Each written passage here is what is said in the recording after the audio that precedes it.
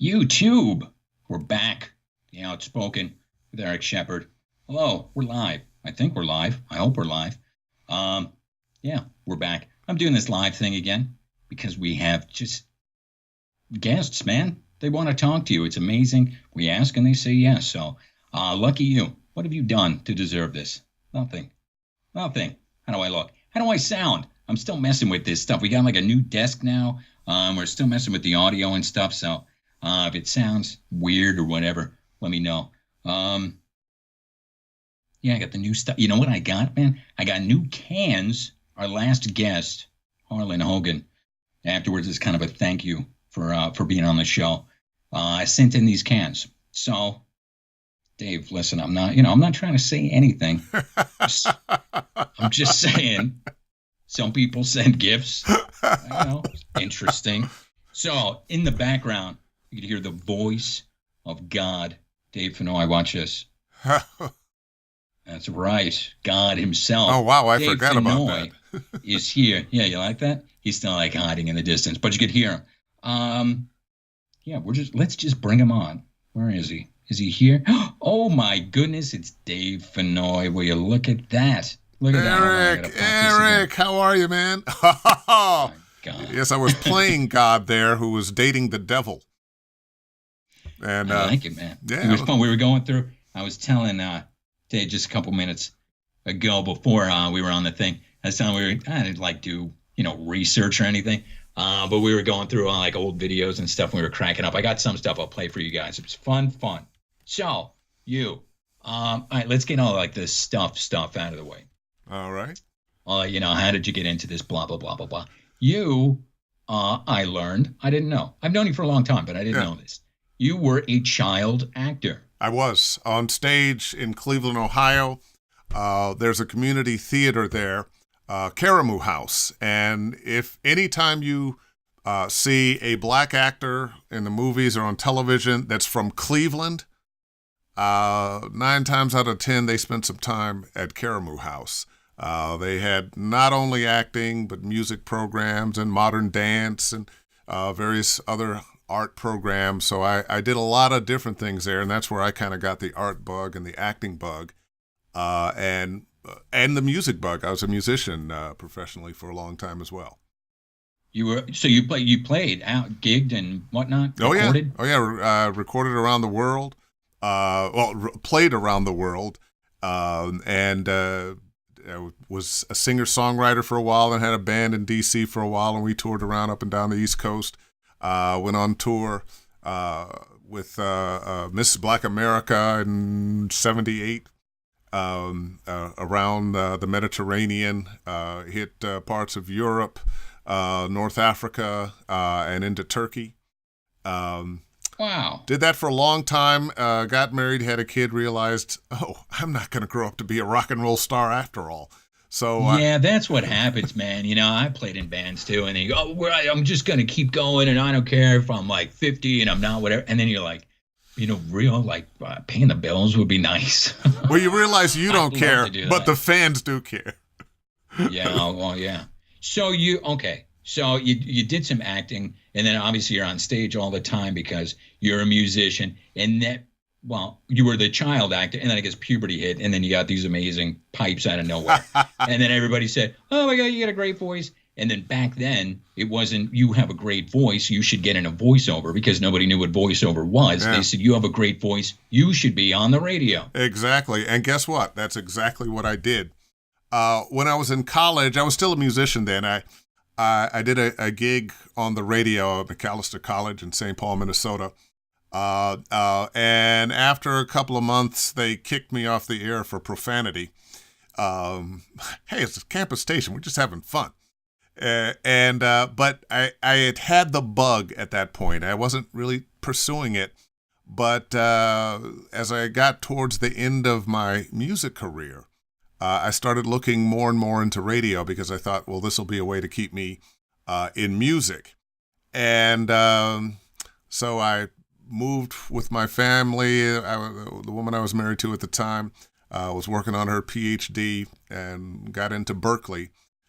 So we moved to Berkeley, and I transitioned out of music and into radio. And after a little while there, I ended as the morning guy on the number one station in town, KSOL, 107.7 KSOL. I'm Billy David Ocean. Yeah, that was the name they had for me, Billy David Ocean. They gave you that, or you got to choose? Well, I had to choose it. David, listen. Well, that's a story in and of itself. The station KSOL, when they first hired me, they had two news guys with the name Dave Gilton and Dave Padilla. And he said, well, the last thing we need is another Dave, so you got to come up with something else. So I gave him a name after a name after a name. And the night I was going to go on, of course, the night you're going to go on, it's overnights. He said, I got the name for you, and this is back in the age of telephones. So he called me up and, you're going to be Billy Ocean. And I'm Billy Ocean. Okay, well, I want the job, so what the hell? So I show up, and of course I had to write it down, and so because every time you click on the mic, 107.7, I'm what is it here? Oh yeah, Billy Ocean. Yeah. Wait a minute, isn't Billy Ocean? Isn't that a big singer? Yeah, Billy Ocean. And that brings up part two. Yeah, that's not good. I've been on the air for a number of years, and this Billy Ocean character comes out of nowhere with Caribbean Queen. That was a huge song. It was a huge song. Where is Billy Ocean now? Both he and I have left as Billy Ocean. He changed his name to DaveFennoy. Yeah, there are people who might think that. Just to get back at you. But I would get these calls from people. Yo, man, I like your record. And, oh, that's not me. Well, this is Billy Ocean. You're Billy Ocean. Can you have two guys with the name Billy Ocean? And I'm like, dude, what's your name? Fred Johnson? Well, Fred, do you think anywhere on the planet there might be another Fred Johnson? Oh, wow, I never thought of that, man. So after a while and those number of calls, and I think the station getting calls from confused listeners who were smoking too much pot, they said, well, let's put Billy David in there. So Billy David Ocean. And I wrote out the rest of my career on the radio as Billy David Ocean. Oh, my God. Okay, so you did, where am I? My beautiful face. All right, so you did the radio DJ thing, which a million voiceover people have done. So then you get into voiceover. I did a little bit of for like 4 seconds. I did research. Listen, man, haven't you heard of typecasting? This guy has done pretty much everything. So you did commercial. I'm not even going to list them, but all the big whatever. McDonald's, whatever. He's done the commercials. So we did a million commercials. You did a ton of narrations, National Geographic, Discovery Channel, Science Channel, blah, blah, blah. You had a couple shows, narrative type stuff. Cartoons, Kim Possible, Ben 10, Johnny Quest. Dude, you were on Archer. I love Archer, man. I'm like a giant Archer fan. Commander Kellogg. That was my character. Yeah, that was like in the Sea Lab thing or something. Well, right? Actually, it's in space. Oh, in space. Yeah. I can never keep up with what the hell's going on. But when it's on, man, not like at night they'll play it on whatever. I'm like laying in bed and just cracking up. Man. Oh yeah. I freaking love. He's great, man. Lana's great. Freaking all of them are awesome. So you did that, but I believe we have the cartoon that broke you. Uh-oh. That broke you into the cartoon business. Oh, no, you didn't. We've been singing this all day since we found this clip. New Kids on the Block cartoon. Yeah. Good Lord. That was my first big role in a cartoon. I played Dick Scott, the manager of New Kids on the Block. And I tell you what's funny is, as a disc jockey, I hated New Kids on the Block. Everybody hated them except for teen girls. Yeah, well, Listen to I them. guess. They're going crazy. And but of course, when I got the gig, I was very happy to, and enjoyed it. You look back, and it's funny about nostalgia, because all the music that you hated, that you had to listen to on the radio when you were a kid and a young adult, when it comes back 20, 25 years later, oh, I used to hate that song. Oh, turn it up. Turn it up. Let me hear it. You sounded so young. What year was it? So this was your big first car. This had to be the early 90s, this was right? the early 90s. This was early Yeah, 90s. Yeah. it had to be. That's freaking, man. We saw that. I was like, get out of here. I'm looking. It wasn't easy to find actually in this. And they were like, we got to find it. We got to find who he is. And I'm like, there he is, man. That's freaking too funny. The new kids. So that was your big cartoon. And then you did a bunch of cartoons. So you were kind of the cartoon guy. Now he's done. I don't want to just blow through this stuff like it's nothing, because it's not nothing. I mean, it's amazing, but whatever. Like, we don't want to, award shows. Billboard Music Awards, Teen Choice Awards, NAACP Image Awards. Yeah. Are you doing this stuff, the like the live announcing where you're there? There's a live announcing and all those shows. Live, and folks don't know how that works. Well, even when it's live, not all of it is live. One of the things that will happen is you're doing a lot of the live announce, ladies and gentlemen, welcome to the da-da-da-da-da, wherever. But some of the packages, the nominees for such and such are so-and-so, so-and-so, so-and-so, and so-and-so. You probably pre-recorded that. Or if there is a special award for somebody and you have to tell their story, so-and-so started in a little town called Podunk, Iowa, and blah, blah, blah, blah, blah. That you would have pre-recorded. But the ins and outs, the introducing of presenters, and the ins and outs of commercial breaks and whatnot, you are doing that live. And it's kind of a scary job to do, because in live shows... Kind of. Man, there's people that, like my wife is like, you could never pay me enough to do that. She would just be petrified. She'd just and I think most people would. I mean, that's an insanely scary thing to do. I actually love it. And you know what? You have your cursor right on my head. Oh, I'm sorry. I didn't move that. It was poking me. Boink, boink, boink. They won't see it. Only you can see behind the scenes. Pay no attention. But I always loved being a booth announcer. I shouldn't say always loved, because certainly hope to do it again. I did the Image Awards for about 15 years. And then new producers came in, and they went another way. They were trying celebrities for a while. That didn't work. And they've got a woman now who's doing it. But I love it. I love the action of it. Since then, I've still gotten to do a number of the music cares for Grammys. I have done some of the Academy Award shows, not the live one, not the ones on air, but they have the Governor's Awards, where they give 5 Oscars to people that it's not a competition. The governors decide, and they have a huge gala that is not shot on television. And I've been the announcer for that for several years.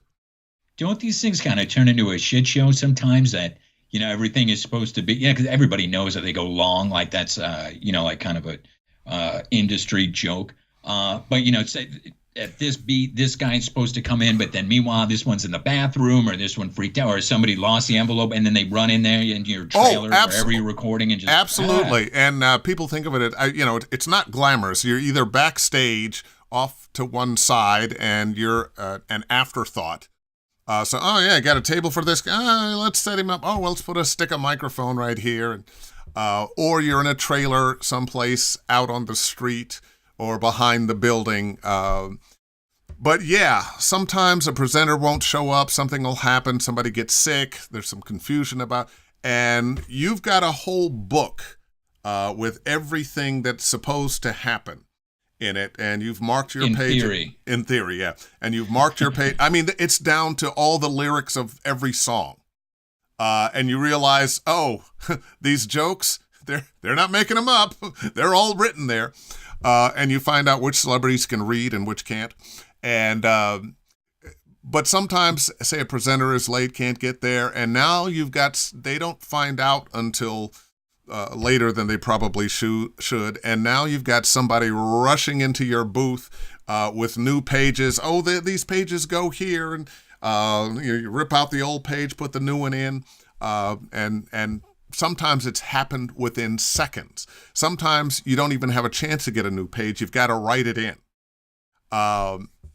Sometimes it's just we're going long, so this 15-second thing you were going to do now has to be 5. And we didn't have time to get it to you, so just kind of, can you cross that out, and make it 5 seconds instead of 15? It can be a nerve-wracking job, but it's also, I don't know, I loved it. I love it. I love it when I do it. How many times are you practicing everybody's name before the thing, just so you don't have like an Idina Menzel moment? Whatever. Can you imagine? Oh my God, man. And then my thought would be if I just mangled something, I wouldn't be thinking of like the 40 million viewers or whatever. I'd be thinking, oh my God, they're going to destroy me on Facebook, man. The rest of the voiceover people are going to be like, There was, and I wasn't the person that did it, but I think it was the Emmy Awards, and I can't remember the actress's name now.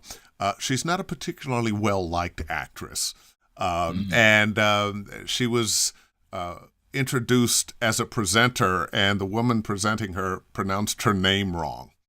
And when she came out, she stopped and corrected the announcer. It's such and such and so and so. And I just felt so bad for the woman in the booth because she's going, oh God, what have I done? But what you have to do is your homework. If you when you get there and you see who's on, if you don't know, you got to find somebody who knows. Hopefully, the producers or somebody of some lesser producer knows how to pronounce it. If you're doing it, sometimes you're pre-recording some things, and you know what names are coming. Just do your homework. YouTube and whatnot will help you out. Yeah, I mean, if you stumble or something, that's not the end of the world. But mangling somebody's name, that's like... I'll tell you one of the toughest ones. For the last few years, I have done some work for BET when they have the BET Experience. And you're talking about all the rappers and hip, cool, new cats that I used to know everybody, and now I don't know. And there's how do I pronounce 3 Qs? Yeah, it's the thing that a lot of them do, that they spell their names in weird, bizarre ways, and you're not quite sure because I just don't know. But that's why I have kids that I can call to, look, how do I pronounce this? I'm sending you a list of names. Say them and send them back to me. And sometimes that's what you have to do. Man, I'm so old. I used to like award shows. Academy Awards like a big thing, make popcorn and whatever. And I think I've just been in the business too long, I can't even watch them anymore, man. They make me sick. It's so obviously it's self-congratulatory, but it's like industry people giving other industry people awards. And then the fakeness, and then this one's crying and whatever. And listen, man, if I'm nominated, of course, I'm going to change my tune. I understand that it's an honor and an honor to be nominated and whatever, but I can't even watch him anymore. I'm like, ugh, God, these freaking actors, man. I've had the opportunity to be that nominee in a number of different areas. We have now voiceover awards, the Voice Arts Awards, that Joan and Rudy out of New York put together. And they got a lot of haters when they first did it. Now everybody wants to get on the show and be nominated. And I felt a little funny about submitting myself, but I finally did after a couple of years. And I won for my video game demo, and last year I won for my promo demo. And it's an amazing feeling to be recognized by your peers and rewarded for your work. And I guarantee you, Erik, if you're nominated, you'll be honored. And if you win, you'll be even more honored. And we've gone. Well, I haven't gone. We've had some people, I think, that have won that did the project through us. And I say, you got to make sure you thank me, man, because I'm not going to do that. And tell everybody this was all thanks. Had nothing to do with their talent or anything. This is all thanks to Erik Sheppard. This is, like you said, you have to see. Listen, I'm not going to trash these award shows or that award show because, like you said, they've got enough detractors. But The only thing I will say, which I think is freaking hysterical, is especially in the beginning, it was basically, if you put yourself in, you wrote a check, then you were nominated. And then they'd be all on Facebook like, oh, it's such an honor. I cannot believe shit. You put shut up. Well, you know what? Every award show, every and award, you act like you're so surprised, like, I can't believe, really, me? Like you just signed the check. Oh, whatever. Every award show, somebody paid to nominate you. Somebody, or not to nominate. Somebody paid for you to be put up for nomination. And after you've been put up, just because you pay the money, it doesn't mean that you're going to be nominated. It does mean that you're going to be considered. Now, I remember my first thought when I realized, hey, for one of these Voice Arts Awards, I need to pay some money to, and then I did a little research and discovered that the Emmys, the Oscars, American Music, somebody, now in this case, it wouldn't have been the artist, it would have been the production company. Because it's great PR. The studio puts them in. The studio. Right. And, and sometimes it's funny to me, the movies that win the Oscars that nobody saw. Yeah. I always thought that was a little weird, but I think it's been a little bit more democratized now. When you see a Black Panther winning, when you see some of the more popular movies that actually made some bucks winning some awards, it seems to make a little more sense. The award shows, but you know what? They had that, like the Oscar movie. You'd be like, it's Oscar bait. Someone's got AIDS or like some kid died or what, like some heart wrenching bullshit. And you went, oh man, all right, they're going like, and they love that, and I think that just got too much into the public consciousness. That they knew that these were Oscar bait movies and that they weren't really for people. You got Joe Sixpack as just like, unless it says Marvel on it, he's not going to see it, and that stuff is just way too art house for them. And then they got to sell the show as well, So if it's all stuff that, half of America doesn't care about, they're not going to watch the show. And then it's a whole. Well, I tell you, one of the things that's happened with the Oscars. What happened? We watch. I got a baby, right? So I never get to go to the movies anymore. But so we see who's nominated, and then we get the SAG DVDs come in, and they were like, all right, maybe that's good because it's up for a damn Academy Award. And then we watch a thing, and the batch of movies that was nominated, and then we watch them. The batch of movies that was nominated this year, I think, was a very good batch. There are a few art movies in there, but there were some very popular movies and some movies that were popular and had a message. And I think one of the things that happened is the Academy Committee. The Board of Governors and the people who are involved in the Academy Awards are much more diverse in color, in sex, and in age than ever before. Well, they had to answer to that, too. I mean, it was just, 2 years ago, the Oscars So White thing. Yeah, so they went, here we go. So and then, of course, then they have perfect, amazing black movies come out. Not that there hasn't always been, but, incredible ones. So that was good, I think it helped. Wasn't the Queen movie up this past time? The Queen movie won some awards. What did you think of that? You're a musician. You know what? I thought it was great.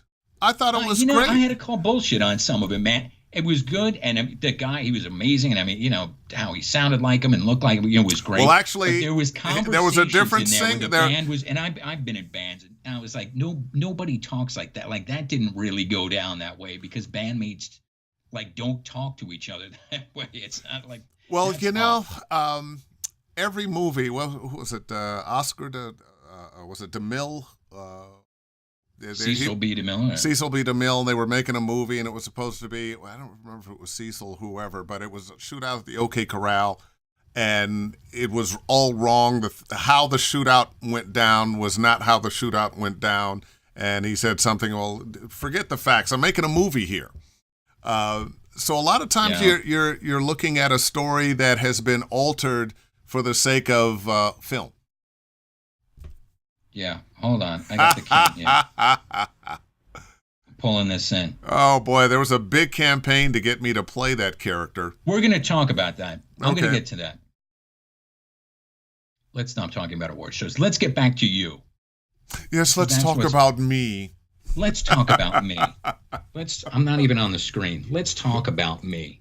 No, let's talk about you. So, all right. So award shows, we've covered that. All right. So then Hulu, you're the freaking Hulu guy, man. Was for about 8 years. Yeah. Well, you were the Hulu, and then out of nowhere, you were not. Like, right? Well, how that ended. That one stung. Back in the beginning, like you were there pretty much from the beginning. I was the first guy. Yeah. So you did the little I'm the OG. I'm the OG Hulu guy. It's like that's how people, not that everybody in the world knows you, outside of voice, but became like your identity for all the stuff you had done before. Yeah, okay, but you were the Hulu guy, man. That was you. That was the Hulu guy. That introduced my voice to 40 million Hulu subscribers every day. And I was in a restaurant on a date with my then girlfriend, and the waiter walked up to the table and heard me. He said, "Aren't you the Hulu guy?" I was like, "Oh boy, man, okay." Just recognized your voice. Just recognized my voice. Yeah. Well, dude, listen, there's a lot of voiceover people that you go, yeah, they got something, whatever, but your pipes are incredibly unique. Well, thank you. Thank you. I didn't say they were good. I just said they were not get crazy. Yeah, you know what? I'm going to take unique, because when you look at the landscape of voiceover, I tell people all the time, look, your secret sauce is you. The thing that makes you different is the thing that will make you a success. And lean into who you really are, what your voice really sounds like, as opposed to trying to sound like a Don LaFontaine or a Bo Weaver or Joe Cipriano or whatever, or a DaveFennoy or what other big name voice actor you can think of. But the Don, I always talk about it. I love the Don. The Don helped me get into the business. Yeah. The Don didn't do a million different things, man, but he didn't have to be. He was incredibly, gifted, but he, for the most part, stuck to his thing, and he had his trailer thing, and he, made an incredible career out of it. Yeah. But with a voice like yours that is so striking, I would think, especially, putting my agent hat on, that you might be kind of voice cast, typecast, that maybe, it would only be good for this or only be good for that, which is, you have some women who have this incredible, like, childlike, the little girls that talk like voices this. that they Hi. it's amazing, and they could or sound exactly like a little boy, and you go, wow, and you go, man, like, the commercials are not going to happen for you, man. But they do amazing. And then you hear the Panera Bread commercial. I keep trying to list all this stuff that you did just to get so people, understand. Even with with these huge pipes, you've done narration and cartoons and award shows, and we're the freaking Hulu guy and whatever, and of course video games, which we're going to get into. But we're able to take something that perhaps might have put you in a box, and we're able. Really, you've done everything. I've been very fortunate. And I like the variety of things that I do. And I don't know. I just attack the business that way. I want to do everything. It's funny because Don was a friend of mine, and I wanted to do trailers when I came in the business. That was one of the main things I wanted to do. I've done a few, but I couldn't live on the money I've made doing trailers. But in some ways, the industry decides what it is that you're going to do. I learned a long time ago that when I got into doing TV promos, that the people who heard me doing comedy promos, DaveFennoy, he's a comedy promo guy. The people who heard me doing drama promos, he's a drama promo guy. And they would never think of me as a cartoon voice, but the cartoon people never thought of me as a promo voice. And you would I found that I was working in these different areas, and everybody thought, he's what I'm hiring him for. And the truth of the matter is, I'm DaveFennoy, and I do a number of different things and have been blessed to be able to do that. Do you do audiobooks? Have you done those? I have done 3. I hope to never do a 4th. No, I did one, man. That's it. I'll never. I'm a little more hard-headed than you are. It took me 2 more books to learn the lesson. No. Every now and then, I actually have done, it wasn't so much a book. It was 3 cartoon books about the civil rights movement, and I did that, and I actually did it for free because I thought it was important. But no, I don't foresee myself doing any more audiobooks.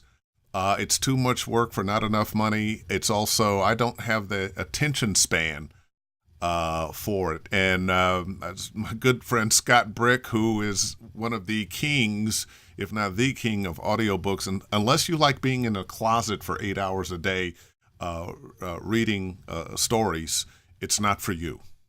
No, give me a 30, man, and you're in and out. Jeez, forget. No. Or the tag at the end. I mean, remember we've FDIC. talked about that on the channel. I understand the people, like Scott, that do them all the time. Listen, man, you don't have to be out there chasing down 30s all the time to pay the bills. You get the book, you read the book, you go in, you do the book, and then the next book comes, and it's more like a normal job instead of this psychotic kind of thing that most of talent do. I could see the appeal. See, but I bet you're like me. That would drive me nuts if every day I was staring at another 50, 100 pages of this book, now this book, now this book. Those who love it, hey, more power to them.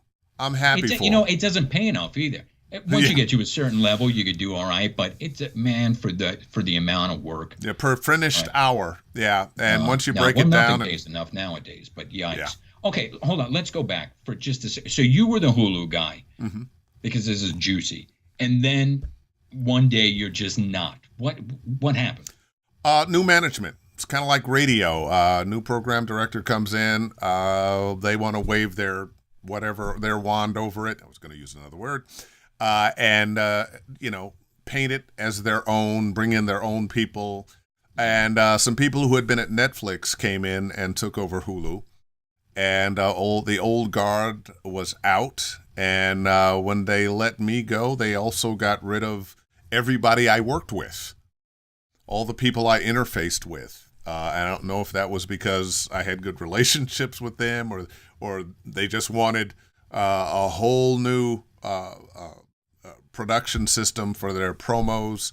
But hey, I had a really good 8 years out of Hulu. That's not a bad run. That's interesting. As a matter of fact, it's a longer run than one might expect. And as I tell my students, look, whatever job you have now, somebody had before you and somebody will have after you. It is the nature of the beast. That's what happens with commercial campaigns, and I see it on the agent side and talent. Look, you work on a campaign and you could do, you did maybe 5 commercials, you did 10, you did freaking 500. Some of these campaigns go on and on and on, and they're great. And then one day, and a lot of times it's exactly that same thing that happened. Either it wound up going to somewhere else, but usually it's some new kid came in, and the first thing that they say when they want to impress everybody is, I got a whole new way to set. We're going to do things different. Yeah. We're going to change it up and make it hip. I'm going to put my mark on it. And someone's out, and that's it. But that's how it works, man. Yeah. But you have talent that rely on that campaign. They go, I've been doing this campaign forever. I'll always do this campaign. No, man. Like, you need to have 5 campaigns going and some other stuff and some, web whatever things happening, because it's any second, man. It could be, you could be booked for your next gig on the campaign and it could get pulled out, and that's it, man. It's over, I have been, I'm knocking on wood now. I have one campaign. I've been doing Lex's stuff for a decade and a half. Well, don't jinx it now. Hopefully I'm not jinxing it now, but that has been my business. I tell people, listen, you want repeat business. When you get that one big high flyer, that's great, but most people are making this on repeat business. If you're a promo guy, I've been a promo voice for the Disney Channel and NBC and CBS and ABC, the WB, SoapNet. I've done stuff for CNN, a lot of different, and when you have one of those gigs that goes on for a year or two or three, and it's putting money in the bank, but you also have to realize at some point that's going to go away. So you have to always be looking for new business. And for me, we were talking about the diversity of things that I do. And for me, the diversity of things that I do is like a financial portfolio.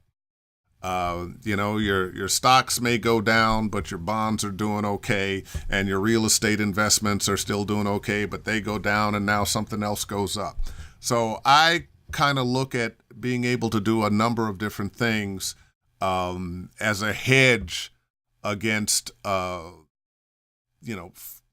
having my business explode on me and actually I did have it explode in 2009. When the economy crashed, my two biggest clients at the time went out of business. That was more than half of my income. I had, borrowed a bunch of money, kids in school and vacations and that kind of stuff, to remodel a house.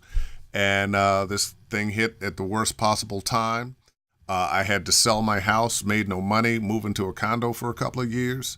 But thankfully, because I had always been doing a number of different things, I was able to regroup. Also, Hulu came along about that time.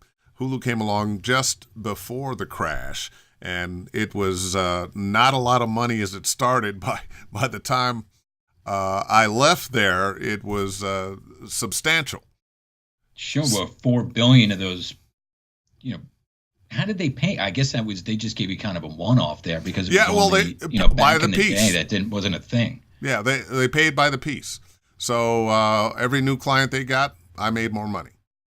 And then that went gangbusters. So you were the Hulu guy for a while. That was you. And now, like you said, you've done a lot of things. You guys getting the point here? We're trying to hammer back. He does a lot of things, do a lot of things, and you're not going to be in trouble. But now you're a video game guy. I think most people in the general, idea of who is DaveFennoy, they're going to think he's a video game guy. Yeah. So you've done StarCraft, Metal Gear, Ultimate Spider-Man, Delta Force, Star Wars, Tomb Raider, blah, blah, blah. And then, of course, most famously, The Walking Dead. Let's hear and see some of your video game work.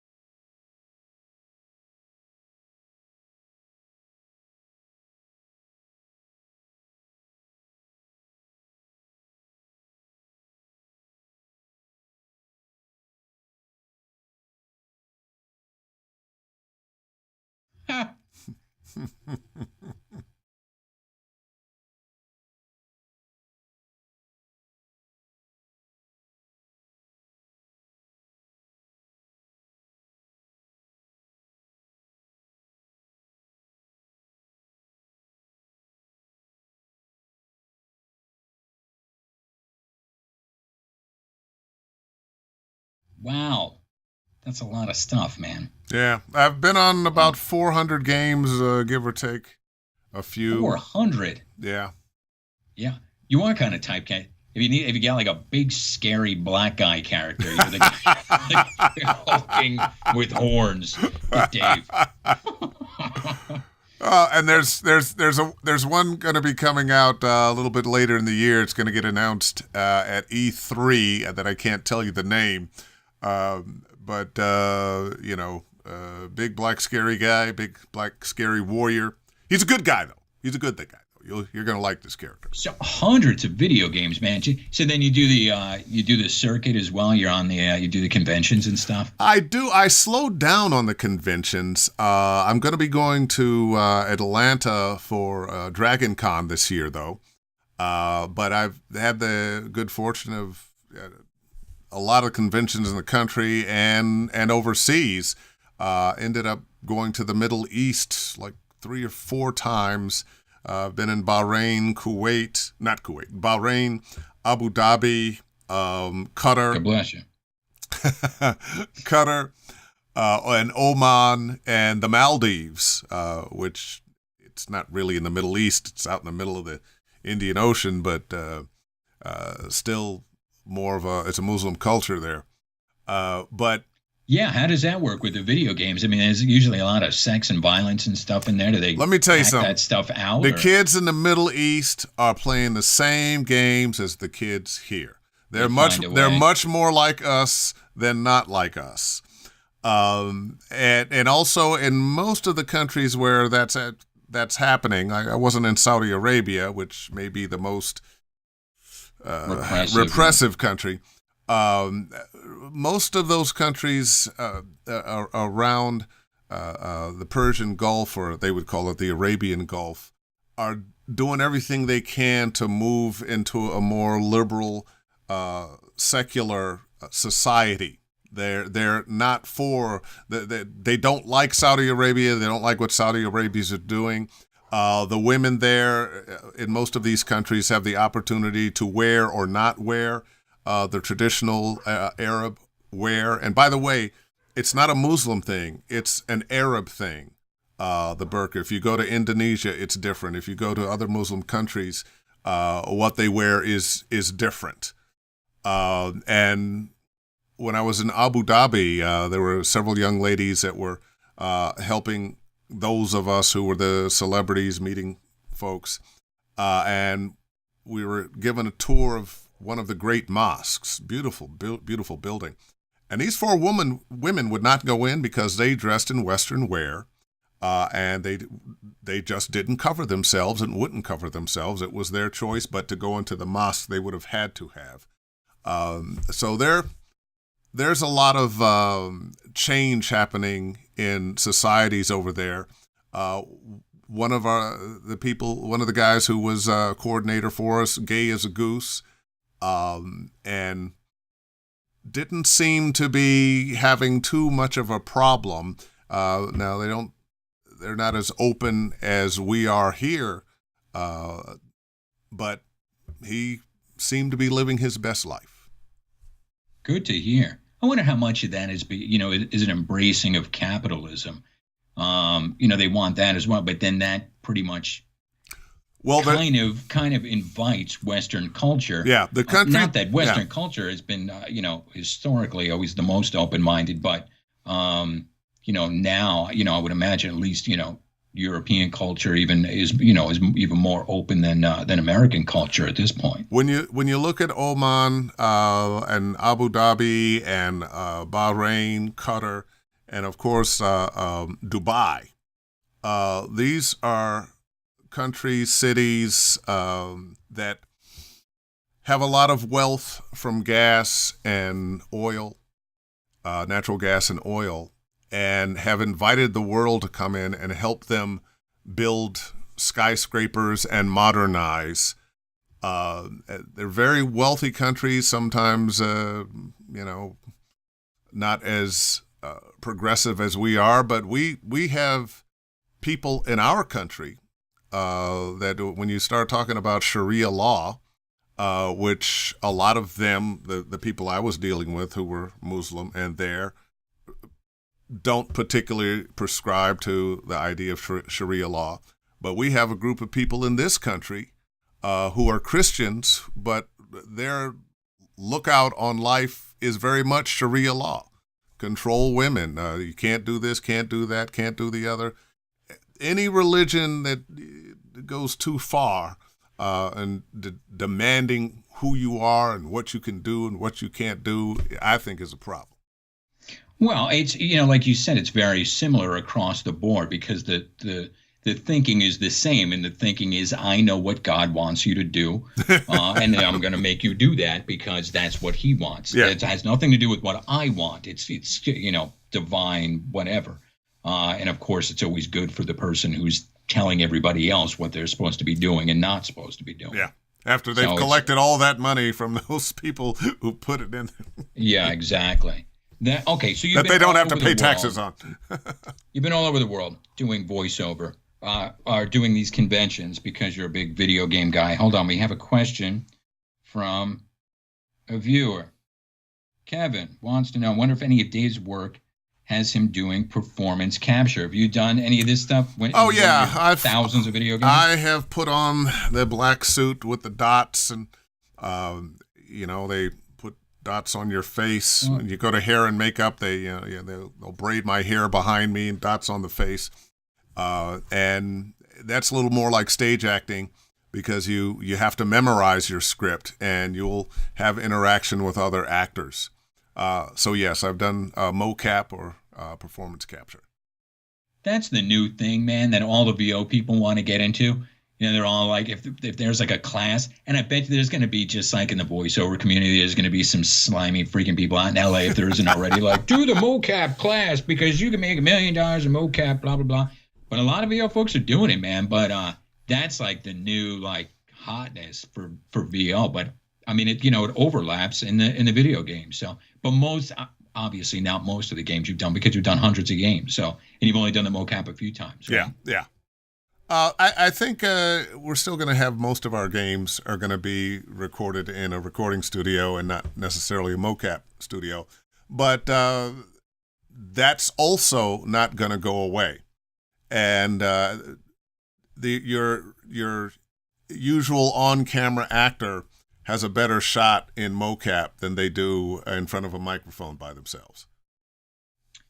Yeah, that's interesting. Oh, so you think it tips the scales a little bit if a video game is going to be mocap, then maybe it's an actor is going to do better off than a voiceover actor? Well, we're all actors, but we get. You know what I mean? Well, yeah, I know what you mean, but I just want to explain a little more because one of my pet peeves is when people say, "Well, so is voice acting like real acting?" And you want to strangle the guy. The actor who's on television and the actor who are in a movie, there are some different skills that they're going to have. They're still actors. And now, bigger difference in skills is the voice actor, say, in a video game, and the movie actor. The movie actor, guy on television, person on stage, they've memorized their script. They have blocking. They're doing scenes with other people, so they're getting that energy and feedback. And when they move, they don't have to stay on mic. The camera follows them. When you're doing voice acting for video games, it's you, a microphone, and words on a piece of paper. Everything else you have to invent in your head yourself. Well, see, that's why I make the distinction. It's the blocking is a big deal between, being on camera and being behind the mic. The memorizing your script is a gigantic deal. But I do make, and not that voiceover actors aren't actors, but there is a big distinction. And I think the biggest one is that, and it shouldn't be, and it is one of the things that often differentiates somebody who knows what they're doing and is a real pro, is that most voice actors are in no way concerned with their face. They're not thinking of how they look while they're performing, or how they're, smiling or whatever. When you see somebody, most actors, voice actors that are amazing, you could put a camera in front of them, and they're emoting because that's how they're getting into the role. They're not, in some big emotional type of thing with a deadpan, blah, blah, blah. As a matter of fact, doing their thing. That Most happens are. a lot. Some are, but most aren't. Yeah. That happens a lot. A camera on your face while you're recording for video games. That happens a lot because they're going to animate your character to, your face. And your body informs your voice. So if you're playing a character and you're like angry and intense, that's going to show up on your voice. If you're playing a character and you're happy, that's going to show up on your voice. Voiceover 101. If you want to sound like you're smiling, put a smile on your face. So motion capture helps motion capture helps, period. But even when you're not doing full motion capture and a camera's on your face, the better an actor you are, the more your face is going to reveal the feelings that you're expressing with words. Absolutely. Absolutely. Okay, so video games. You are most famously Lee Everett in the Walking Dead games. Was it just one? How many games? Because they killed him off. They killed me off in season 1. What they made 4 seasons of the Walking Dead game. The last one has just come out. I just did an interview with Skybound. They've got a great collector's package that they're selling right now. And Melissa, who played Clementine, and I were there and had a nice long interview with them. And they've promised to send me the statue of the two of us. But Telltale game. That's kind of defined you now. Like for so long, you were a Hulu guy. That was you. Mm-hmm. For a lot of people, you're the Walking Dead guy. You're the Walking Dead game guy. Yeah. And when I go to conventions, that's still the number one photo that they want me to autograph.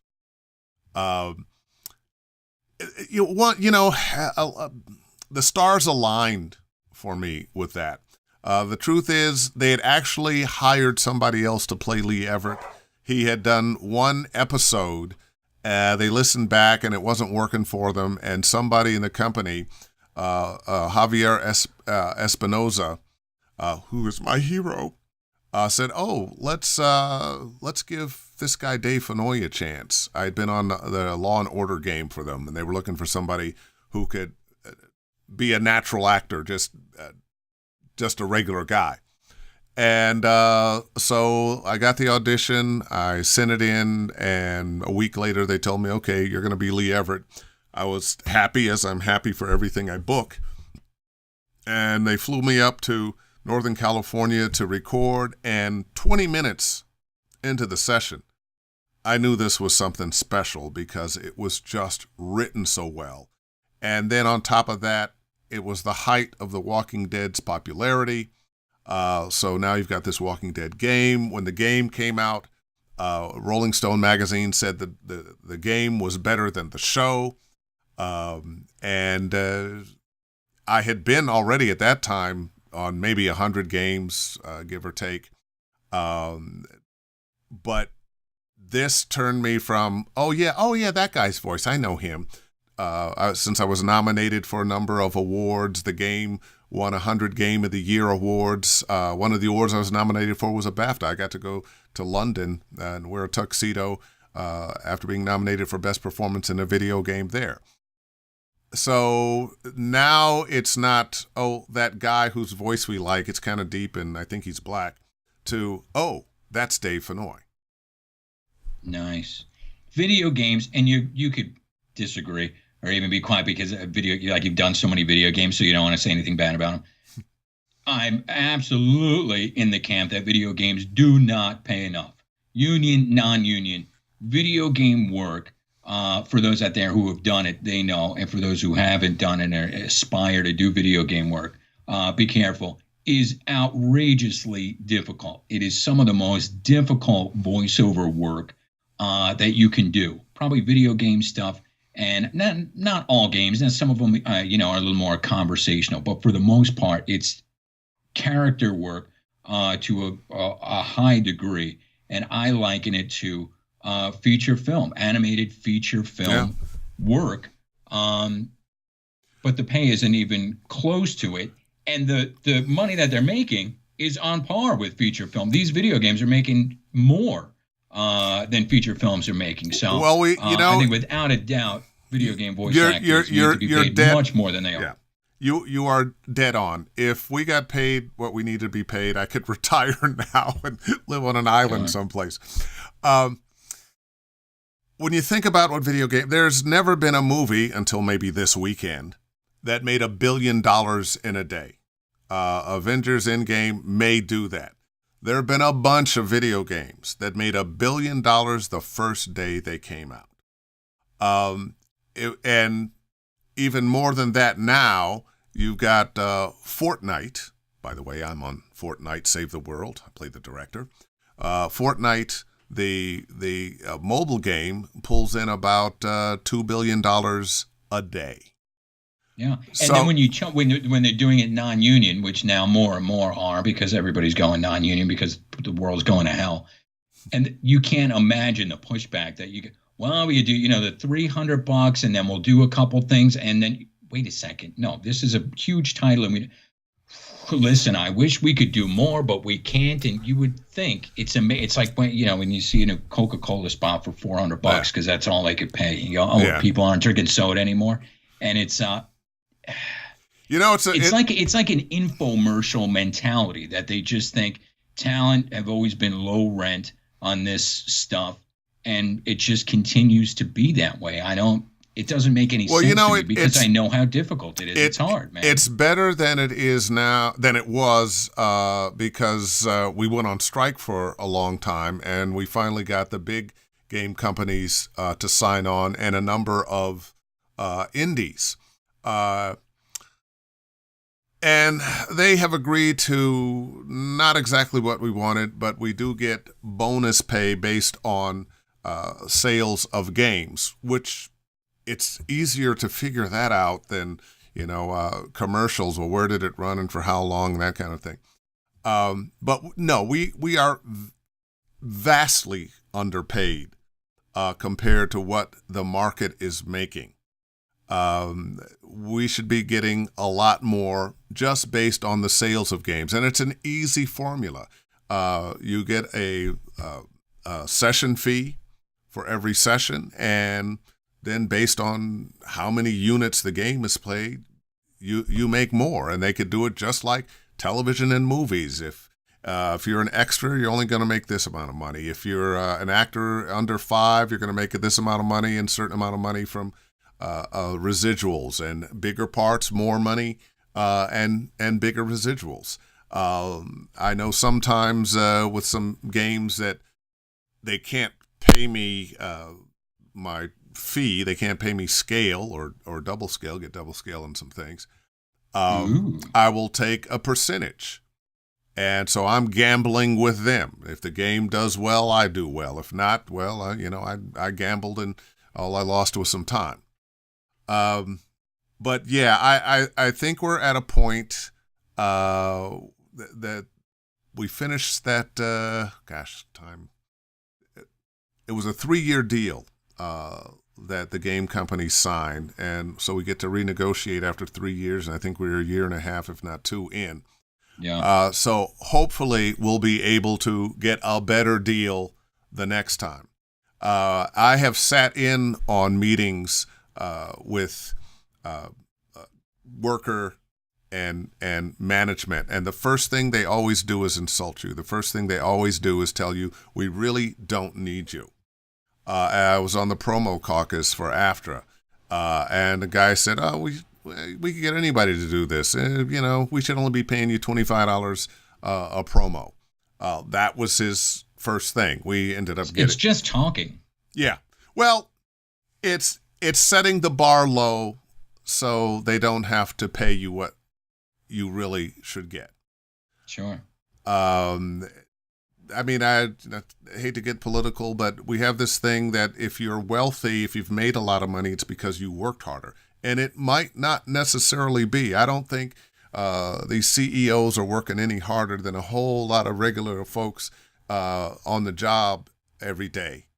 But they're happy to pat themselves on the back and congratulate themselves and say you weren't smart enough, you didn't work hard enough, whatever it is. And but I deserve this and you don't.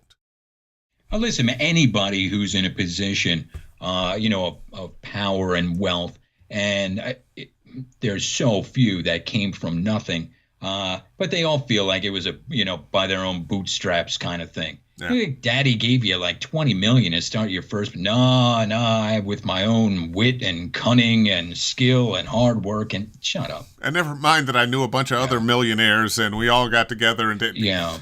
Well, yeah, exactly. Yeah, and I went to the best school because I had money, and then I did it all myself. And then I got into the company, and then I'm like, yeah, sure.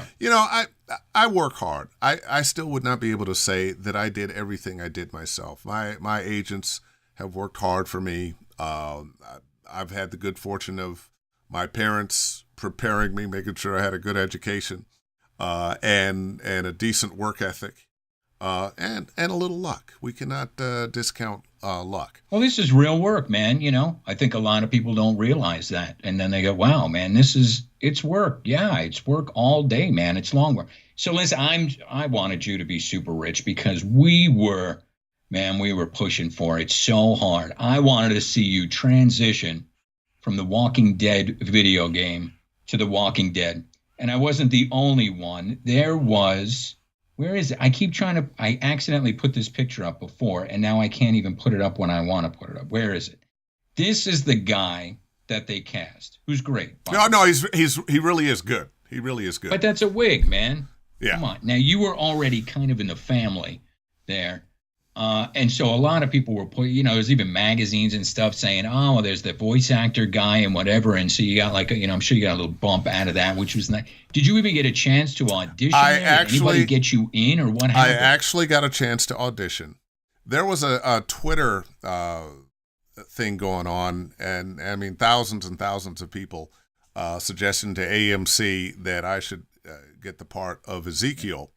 And they finally did give me an audition. I don't think I had a shot from Jump Street. I found out later on, and I'm certainly not going to despair. The actor who won the part plays the hell out of the part. But I also discovered that AMC had some issues with Telltale's The Walking Dead game because they had put out their own Walking Dead game that nobody bought and nobody played. And when the magazine Rolling Stone said that the Walking Dead game was better than the show, I don't think it sat well with them. And I didn't realize what an issue it was with them until it was last year, a year before. They were about to have the new season of the Walking Dead TV show, and they were doing a gala, and a producer, the producer of the gala called me up and goes, oh man, you played Lee Everett in the Walking Dead game. We're about to do this thing. It's going to be live. You could be the booth announcer. It would be great. Such a tie-in. Walking Dead, Walking Dead, Walking Dead. And how much would you charge? Oh yeah, that's great. Fine. I'll get back to you with when we're going to start. And he got back to me and he said, well, they said that they can't hire you because it's a conflict of interest. So AMC never got over the popularity of the Walking Dead game. And no kidding, man. Yeah. That show jumped the shark. You know what it was? It was that fake out Glenn being eaten thing, and that was it. We were massive fans. Yeah. It was like the only things I was watching on TV was like Game of Thrones and Walking Dead.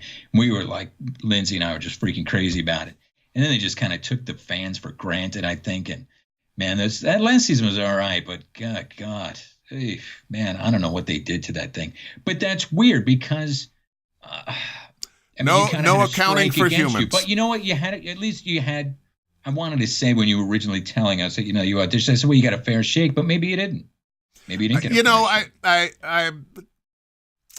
I kind of don't think I did. I don't think they were going to hire me anyway. I think they felt like they had to do it so they could say they did it. They would have but maybe I'm wrong. Maybe I'm wrong. I can't live in. I feel this way. But I don't have the complete and total proof that that's what happened. So, that's my speculation. You've done on-camera work. Oh, yeah. Oh, yeah. Oh, yeah. Me playing a sheriff with dreadlocks. Oh, do you get the fight scene in here? Oh, yeah.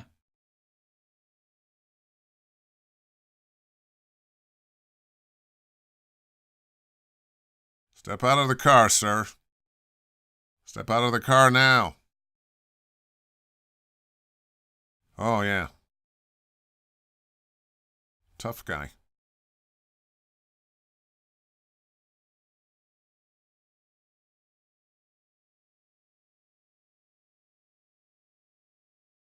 There we go. Knock him out. Now cuff him. Listen, man, I don't see too many cops that look like that, man, with the dreads. No, you don't. No. We've got a guy, and I used to have dreadlocks back in the day. Ah! Years and years ago, man. I did. For years, I had them. And we have a guy here in Austin. He's a lawyer, and with these big, long dreadlocks. And he's got this kind of scraggly beard thing. He's got these big billboards and stuff like, hey, were you busted for weed or whatever? Like, get the dreadlock lawyer guy. And it's very striking, wow, really, What I remember, this is like before it was cool, I was like crusty, like white guy, I guess, with the dreads, and, but I remember like anytime I would go to the store to like buy it, and before that I just had really long hair, they were like, everybody was very polite, like, sir, can I help you find something? To the point so where it was like, I'll go get it for you. Like, don't go any deeper into the store. Wait a second, man. Like, they think I'm going to steal. And I mean, I could have like a suit on, it didn't matter. When you went in, it was always like, ooh, like you got that, so I guess white guys aren't used to that. Well, tailed when you're at the goddamn grocery store or whatever. But yeah. There have been a lot of people who wore natural African hairstyles or African-style hairstyles, including dreadlocks. Some newscasters at a while back were shown the door, told they had to, straighten their hair and so forth, especially women. That's changing now, and there's some states and cities who are passing laws that say it's racist to tell somebody with dreadlocks or with another style of hair that isn't pressed and straightened that they have to wear a different hairstyle. But is that necessarily I mean, a white dude who's got long hair is often, at work, they'll say you got to cut that hair. This is a professional type of thing, and you got to wear a suit and tie, and you have to cut your hair. You can't have long hair. Do you think there's a problem with it because it's more of an African American style of hair? Like I think afro, or just that it's long and so they want it kept short. I've seen a lot more guys with long hair now working in a lot of different places. I remember back in the 60s, I didn't think it was a problem. But typically the people I'm talking about it's usually black women who have decided they go afro. They go afro, or they're going to wear locks, or they're not going to straighten their hair anymore, and they're told that it's not professional and it doesn't look good and this, that, and the other. And it's racist. And that's different. And sometimes the racism may not be that these are people who don't have black friends or something, but they have attitudes. Things that just strike them wrong, like the people calling cops on, there's some black people barbecuing in the park. I got to call the cop. There's a little black girl here selling lemonade. I got to call the cops on her. What'd you do? Babysitting while black? Yeah, things like that. For? Barbecuing while black? I don't think these are people who would necessarily think of themselves as racist, but something clicked, something that maybe they don't even understand clicked, that there are differences in cultures, and you moved into a black neighborhood and you're used to everybody being quiet and not playing music and enjoying life outside and whatnot. And now here they are, the guy that wants to walk his dog on Howard University's campus and let the dog poop in the yard, and well, no, we don't. That's private property, and you don't have the right to do that. Sometimes, not all racism, not all things that, not all people are hateful. Sometimes they just don't understand. Yeah, I mean, that's probably where it stems from. And they always say, and it sounds so hokey and bullshit, like, oh, it's learned, nobody's born that way. It's learned. It is learned. It is. And then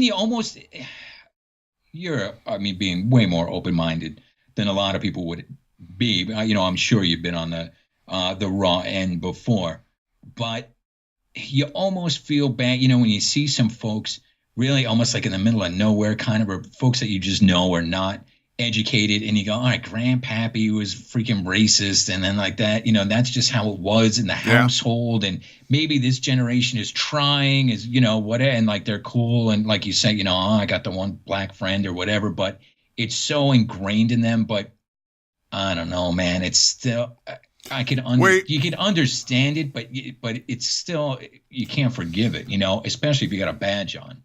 Well, and I'll tell you how it would show up in my life in voiceover. I'd be doing a commercial, and I would have a white director. Can you make that blacker?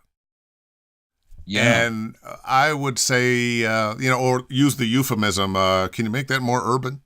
As a matter of fact, I understand urban more than blacker. And what I would finally say sometimes to them, and not in anger, this is...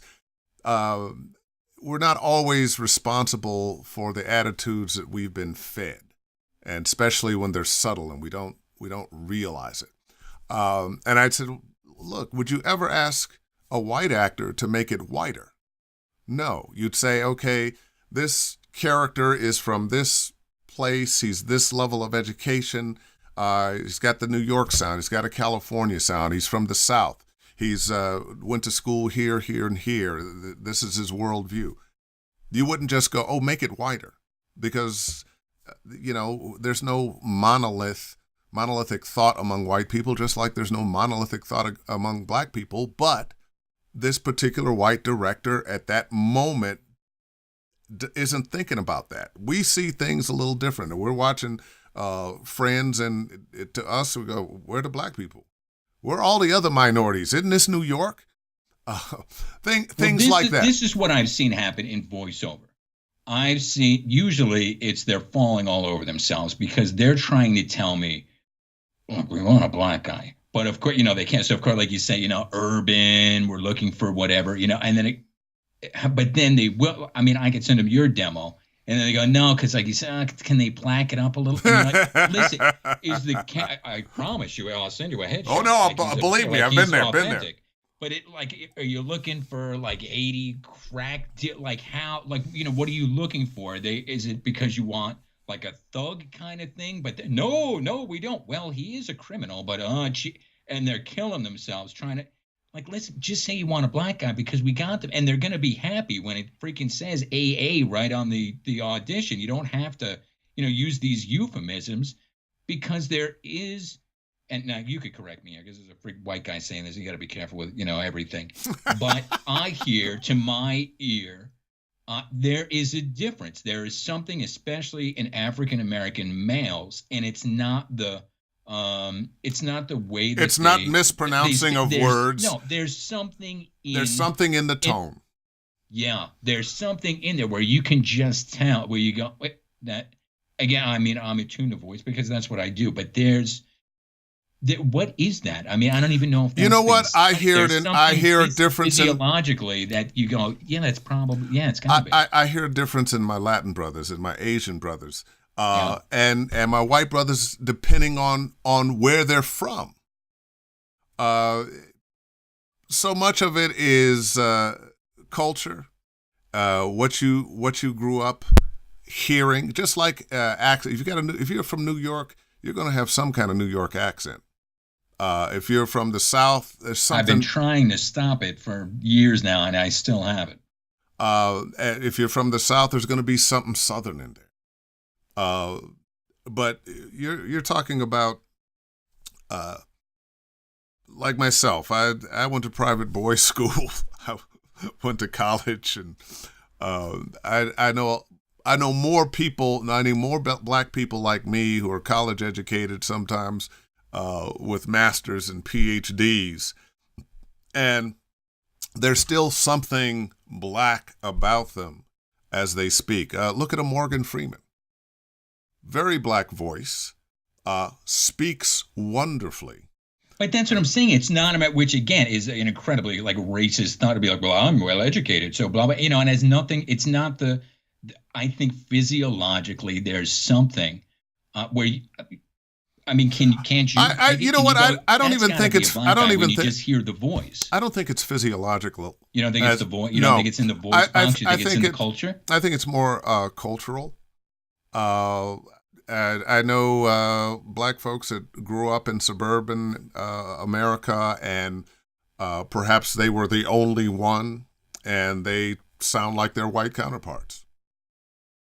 You know, I can dial it in or dial it out. You know, I can be more brother if I need to be, because I went to white boys school and I know what's up. What do you think? You know, there's a few out there actually, and some of them are doing really well. And I know there's one black actress that I know is always like, what? She goes crazy every time they book. That are white and they like do black. They have like sometimes like different names and everything, and do well. Does that bother you? There's a part of it that bothers me, but there's not a, you know, I've got some white friends that grew up in black neighborhoods. A buddy of mine who, when he was a little boy, his mother married a black man. He grew up in Oakland. And when he is doing a black voice, it's a black voice. It's just in him. He's not trying to be something that he's not. And frankly, I can only be so upset. Now, I'm more upset with the people who do the hiring than the actor that takes the job. I mean, I play Africans and Jamaicans and Frenchmen and English people and all kinds of other things.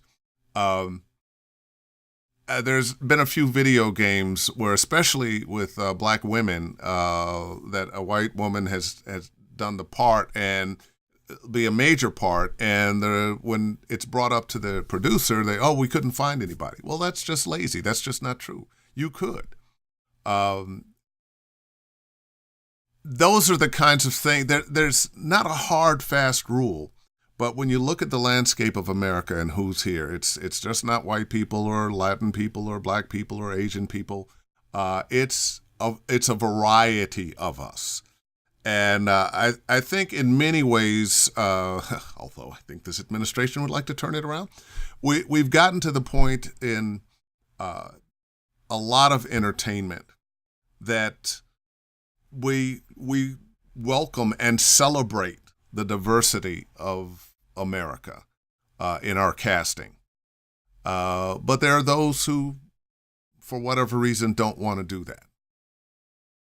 We got to give it like one more generation, you know. It seems to get better, like the outlook and gets better, you know. Like I think all that old ass hate like gets kind of diluted from generation to generation, you know. And we're like pretty much the same generation. And you see the younger ones, and they seem to be even cooler and more open minded. And like it just takes time, like to dilute like all that freaking hate out of you. Well, you know, you hear less of it from your parents as it goes and goes, And there's the institutional racism that may not be judging you as an individual, but is judging a group of people. The fact that for the same crime, a black man's going to get more time than a white man. Those kinds of things. The idea in the workplace that the white worker is going to be judged okay until he proves himself not okay, and the black worker's going to be questioned, going to be suspected until hopefully at some point he has proven he's okay. And it's these little things that, well, they're actually not that little, are they? That has kept us apart. And the fact that we do not, as a nation, we've never talked about what this really means. We've had a civil rights movement, but we never had the real conversation. We gloss over, slavery, that was a long time ago. but we don't talk about the things that happened after slavery that continued the mindset. My father fought in World War II. The GI Bill was there for soldiers, but he wasn't able to take advantage of it to buy property because black people weren't allowed, because we were redlined. And there have been so many things historically that have put black people in a position that we're not enjoying the same fruits as everyone else. Does that mean you can't succeed? No. I worked hard and have, but when your education, when your opportunities, when how you're looked at is kind of held against you, it makes it a little tougher. Banks ain't giving you the loans they would give, There are still a lot of problems. We've come a long way. We certainly have. We've had a black president. Couldn't have happened just with black people. And you say, that's a little thing. But if you're going through a day and you're having a shitty day and then you get one of those little micro, like, what is that? Well, whatever, maybe not. Okay, go along. And then something else hits you and whatever. And you go, that was, man, then by the end of the day, you want to kill somebody. Well, I'm trying to remember who the writer was that said every black person in America is filled with rage. And sometimes you do get angry, but it's a different life. There's different things we have to deal with, and that's not to say that that makes it easy for our white counterparts. Life is difficult in general. We just have some added stuff. Yeah, it's a thing. I mean, life sucks, but I don't know. I got to tell you, this straight white male thing is great. That's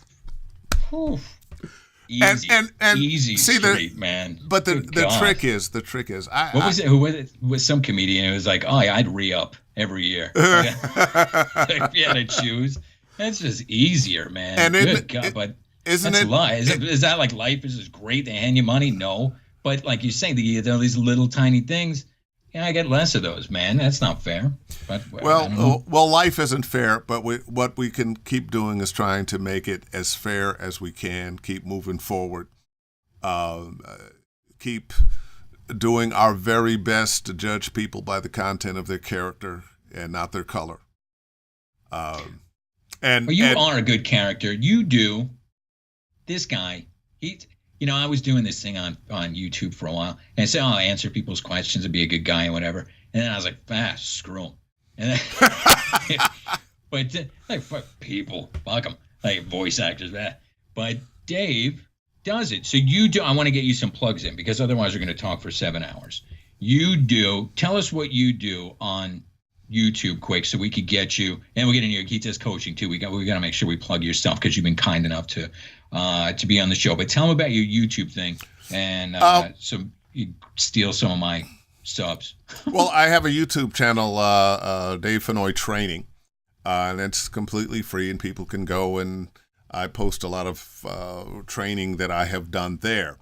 And the thing I post every week, I do Ask Dave Fennoy Anything on Facebook Live, and at 6 o'clock Pacific time on Wednesdays, if I'm in town, I'll open it up, go on live.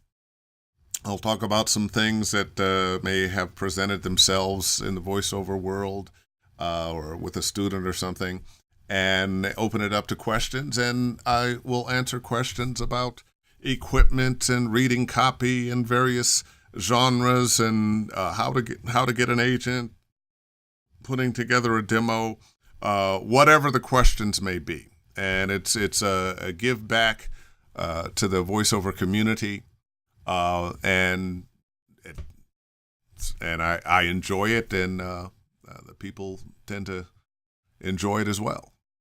Well, it is a give back. It's a big give back because you're not just some schmuck like me. You are. You are so not just some schmuck. You're a sought after voiceover coach. And you get paid for being a voiceover coach. And on top of that, you're just giving away the farm every Wednesday.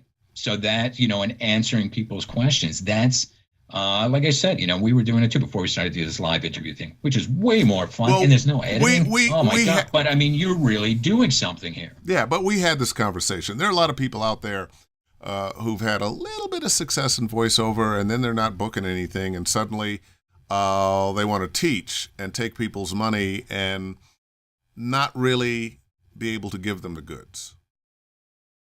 Yeah, well, you know your shit, man. So, so now say somebody wants to do like real coaching. How do they find you to do coaching? Oh, I'm so easy to find. DaveFennoy.com. Just go to my website, DaveFennoy.com. There's a little tab at the top, Study VO. How did you get the URL?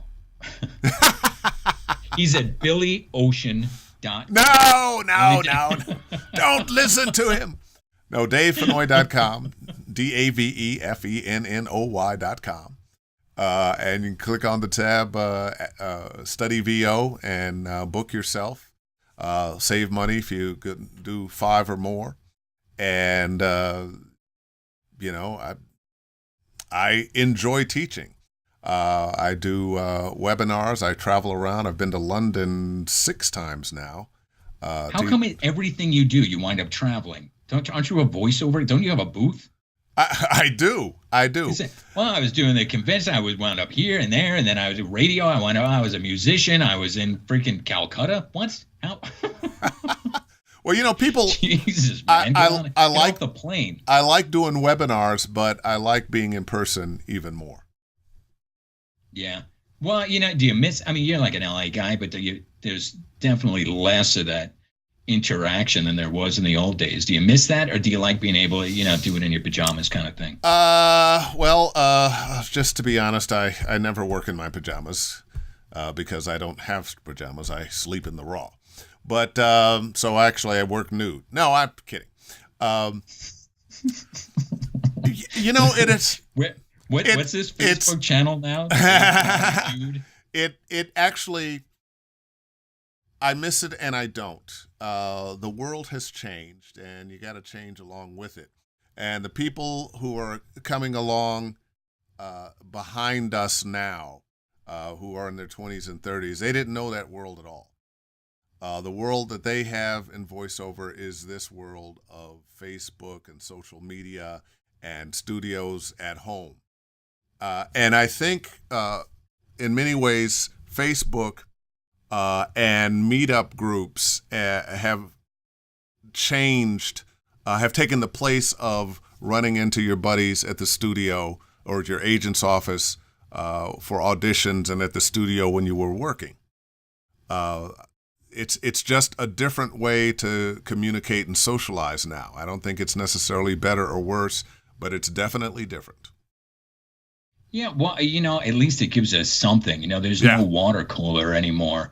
So it is nice to find other psychos that are doing this, and be able to talk to them and bounce stuff off of them. And, when you're kind of locked in your bedroom or whatever, wherever your booth is. So it's just different, it's different from back in the day, man. Oh yeah. Well, the only constant is change.